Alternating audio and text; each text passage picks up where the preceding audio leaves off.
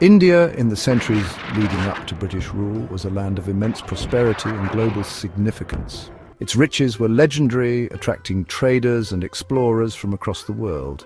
The Mughal Empire at its zenith was a testament to India's sophistication, a land of magnificent architecture, flourishing arts, and advanced craftsmanship.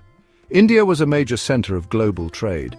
Its textiles, spices, and precious stones were highly sought after in Europe and Asia. This economic prowess made India a coveted prize for ambitious European powers seeking to expand their empires. The arrival of the British East India Company in the 17th century marked a turning point in India's history. What began as a trading venture gradually morphed into a colonizing force.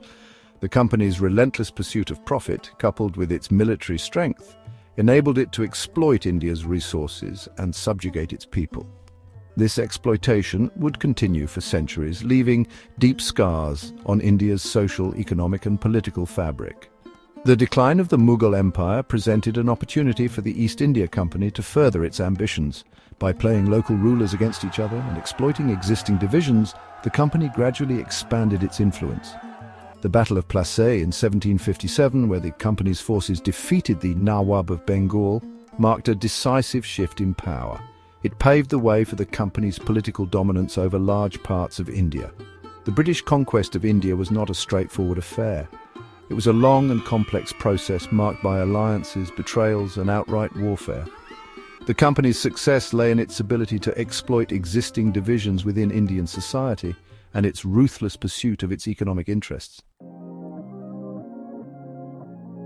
The East India Company, initially focused on trade, steadily morphed into a political and military force. The Mughal Empire's decline created a power vacuum. The company cleverly exploited this, playing various Indian rulers against each other. This divide-and-rule strategy proved extremely effective in weakening local resistance and consolidating the company's control. The Battle of Plassey in 1757 is a stark example of the company's cunning. By bribing the Nawab's commander, the British secured a decisive victory. This victory not only granted them control over Bengal, a region of immense wealth, but also emboldened them to further their ambitions in India. The Battle of Plassey wasn't just a military victory, it was a symbolic triumph that paved the way for the company's transformation from a trading entity to a colonial power. The company's rule in India was characterized by greed and ruthlessness. Driven by profit, it imposed heavy taxes on Indian farmers and merchants. The company's policies aimed to maximize revenue extraction, often with little regard for the welfare of the Indian people.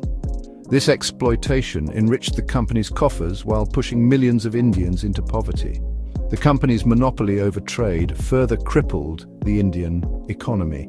It systematically dismantled India's thriving textile industry, flooding the market with cheap British goods. This destroyed livelihoods and traditional crafts, leaving Indians dependent on British imports.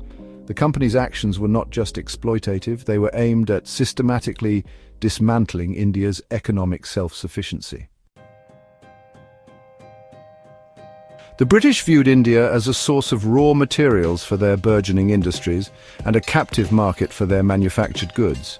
They enforced policies designed to benefit the British economy, even at the expense of the Indian people. This exploitation manifested in various forms, from the systematic destruction of Indian industries to the forced cultivation of cash crops. India, once renowned for its fine textiles, was forced to become a supplier of raw cotton to feed British mills. Traditional weavers were left jobless, their skills rendered obsolete. The British deliberately suppressed Indian industries to eliminate competition and secure their own dominance in the global market. The British introduced cash crops like indigo, opium and tea, which were profitable in the European market but displaced essential food crops in India. This led to recurring famines, with millions of Indians perishing from starvation. The British government's response to these famines was often inadequate and callous, prioritizing profit over the lives of their Indian subjects. The British implemented a system of heavy land revenue collection, pushing Indian farmers into a cycle of debt and poverty. This revenue was used to fund the British administration in India and finance their military adventures. The entire system was geared towards extracting wealth from India and transferring it to Britain, enriching the colonizers at the expense of the colonized. British rule wasn't limited to economic exploitation, it extended to a systematic undermining of Indian society and culture.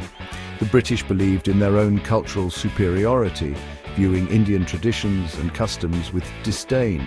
This sense of superiority fueled their attempts to civilize Indians according to their own values, leading to the dismantling of traditional institutions and the imposition of westernized education.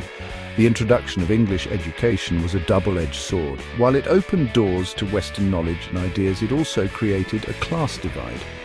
Those educated in English often found themselves torn between their own cultural heritage and the allure of Western values.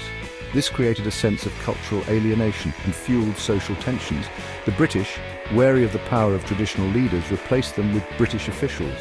This eroded local governance structures and further alienated Indians from the decision-making process. The British administration, often staffed by individuals with little understanding of or empathy for Indian customs and traditions, governed with an iron fist, further alienating the Indian population. The British codified and implemented laws that discriminated against Indians, creating a system of racial segregation. This system, based on the belief in inherent British supremacy, permeated all aspects of life, from education and employment to social interactions. The humiliation and injustice faced by Indians on a daily basis fueled resentment and sowed the seeds of resistance.